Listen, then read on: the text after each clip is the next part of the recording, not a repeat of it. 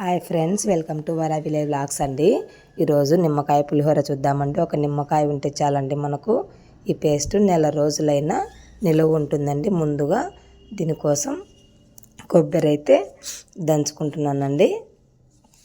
కొబ్బరి మెత్తగా మెదిగిన తర్వాత ఇందులో ఉప్పు అండి, రుచికి సరిపడా ఉప్పు, పచ్చిమిర్చి వేసి దంచాలండి. ఇవన్నీ కూడా మెత్తగా మెదిగిపోయి పేస్ట్ అయిన తర్వాత ఇందులోనే కొద్దిగా అల్లం అండి, అల్లం వేస్తే ఆ టేస్టే వేరండి, ఫ్లేవరే వేరండి.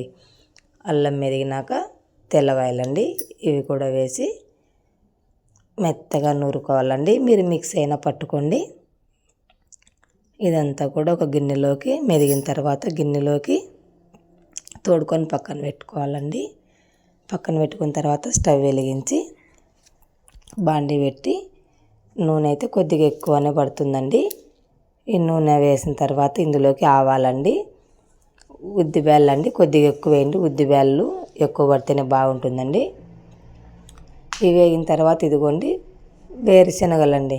ఇవి అయితే ఇంకా ఒక్కొక్క ముద్దకు ఒక్కొక్క పప్పు వచ్చినా కానీ మనకు టేస్ట్ బాగుంటుందండి. అందుకేనండి కొద్దిగా ఎక్కువ వేసుకోండి వేరుశనగలు అయితే.